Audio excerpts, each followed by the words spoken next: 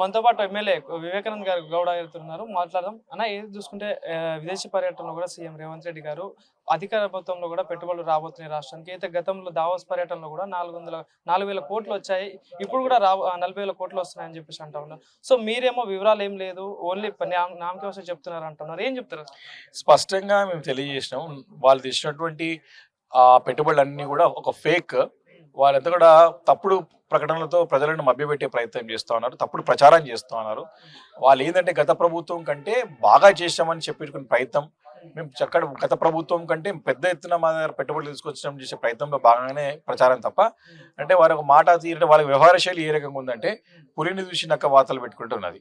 వాళ్ళు గతంలో మేము నిర్విరామంగా ప్రతి సంవత్సరం కూడా పెద్ద ఎత్తున పెట్టుబడులు తీసుకురావడానికి రాష్ట్రంలో అనుకూలమైన పరిస్థితులు కూడా సృష్టించి పెద్ద ఎత్తున పెట్టుబడులు తీసుకొచ్చి మేము అక్కడ ఆ రోజు విద్యా ఉపాధి ఉద్యోగ అవకాశాలను పెద్ద ఎత్తున కల్పించాము ఆ రోజు.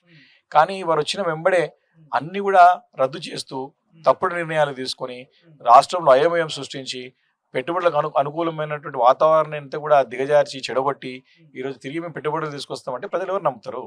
కాబట్టి వారు వాస్తవ పరిస్థితులు ప్రజలకు తెలియజేయాలా. వాళ్ళు చేయకుండా మేము తప్పకుండా ప్రజల పక్షాన ప్రజల యొక్క గొంతుగానే ఉన్న వాస్తవ పరిస్థితులు మాత్రం ప్రజలు తప్పకుండా తెలియజేస్తాం.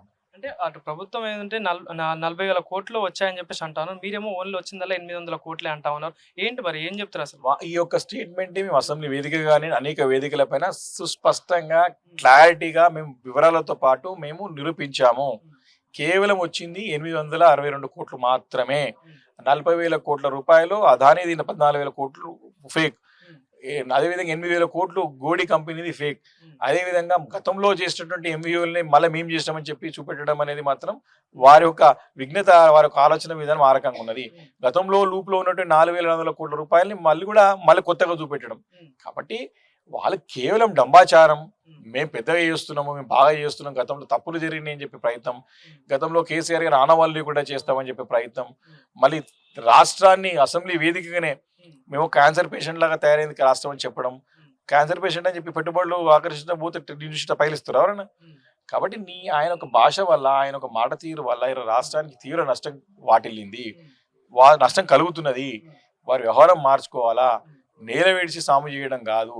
ఇక్కడ రాష్ట్ర పరిస్థితులను చక్కదిద్దాలా, ఇక్కడ శాంతి భద్రతలు కాపాడాలా, మౌలికమైన సదుపాయాలు విద్యుత్ కానీ నీటి సరఫరాలో అంతరాలు కలగకుండా నాణ్యమైనటువంటి విద్యుత్ నీటి సరఫరా చేయడానికి ప్రయత్నం చేయాలా.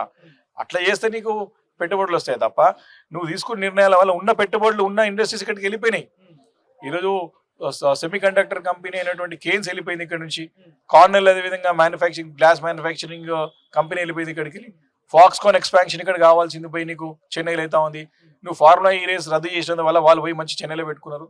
ఇవన్నీ తప్పుడు నిర్ణయాలు కదా, అందుకే నేల విడిచి సాము చేస్తున్నాం అని చెప్తున్నాం. ఇక్కడ పరిస్థితులు చక్కదిద్దితే ఆటోమేటిక్ అన్నీ వస్తాయి, నీ దగ్గరికి వస్తాయి కదా. కాబట్టి పద్ధతి మార్చుకొని, వ్యవహారం మార్చుకొని మంచి వాతావరణం సృష్టిస్తే నీకు పెట్టుబడులు వస్తానికి అవకాశం ఉంటుంది, అనుకూలం ఉంటుంది. తప్ప ఈరోజు డంబాచారంగా ఏదో చేస్తున్నాము చేయడం పోవడము, మాటకి చేసి పనికి పొందడం లేకపోవడం ఇవన్నీ మంచిది కాదు, రాష్ట్రానికి మంచిది కాదు. వారైతే చక్కగా రాష్ట్ర ప్రజల యొక్క వారి యొక్క లాభాన్ని, రాష్ట్ర ప్రజల యొక్క బాగోగుల గురించి ఆలోచన చేస్తే బాగుంటుంది. రాజకీయాల పక్కన పెట్టి కక్షపూరితమైన ఆలోచన పక్కన పెడితే రాష్ట్రం బాగుపడుతుంది తప్ప ఈ రకంగా అక్కడ అంతా కూడా కక్షపూరితమైనటువంటి వాతావరణంలో బాధలు తీసుకుంటూ, కక్ష తీసుకుంటూ, అక్రమ కేసులు పెట్టుకుంటూ, అవి రద్దు చేసుకుంటూ పెట్టుబడులు రావాలంటే రావు. కాబట్టి ఈయన చూసి వివరిస్తారు అట్లా. కాబట్టి చాలా ఉన్నాయి, వ్యవహారాలు చాలా ఉన్నాయి, జాగ్రత్త మెసులుకుంటే మంచిది. వాళ్ళకి విదేశీ పర్యటనలో కూడా తెలంగాణ రాష్ట్రాన్ని 4th సిటీగా చేస్తా అని చెప్తా ఉన్నారు. ఇంకోటి స్కిల్ యూనివర్సిటీ కూడా తెస్తా అని చెప్తా అంటే సాధ్యమవుతుంది ఇదంతా అంటే? అది సాధ్యము. 4th సిటీ అనేది కూడా అంతా కూడా ఆయన ఒక ఊహానగరం, అది ఆయన ఒక ఇమాజినరీ సిటీ. అది ఎవరు కూడా ఇప్పుడు 40 కిలోమీటర్ల దూరం ఉన్నటువంటి ఆ సేకరించిన భూమి అంతా కూడా కేసీఆర్ గారి హయాంలో ఫార్మా సిటీ గురించి సేకరించిన భూమి. హైకోర్టులో వెళ్ళి దీన్ని మేము ఫార్మా సిటీ పెడుతున్నామని చెప్తాడు, బయట వచ్చి 4th సిటీ అని చెప్తాడు. ఇంత ఇంత ఇంత నయవంచన, అది ప్రజలని వంచడమే, మోసం చేయడమే, ఈ దగా చేయడమే కదా. ఇంత ఫ్యాక్ట్ వాస్తవాలు మాట్లాడే దమ్ముంటే ధైర్యంగా చెప్పాలా. కేవలం ట్రేడింగ్ గురించి, మీ ఇంటర్నల్ ట్రేడింగ్ గురించి, భూమి లావాదేవీల గురించి ఫోర్స్ని పేరు చెప్పడే పబ్బం గడుపుకోవడమే తప్ప అది సాధ్యమయ్యే పని కాదు. వర్తం కాదు కూడా. ఇంకా సంవత్సరం అయిపోయింది చూస్తూనే. ఇంకా ఇప్పుడు ఆల్రెడీ 2 నెలలు అయిపోయింది.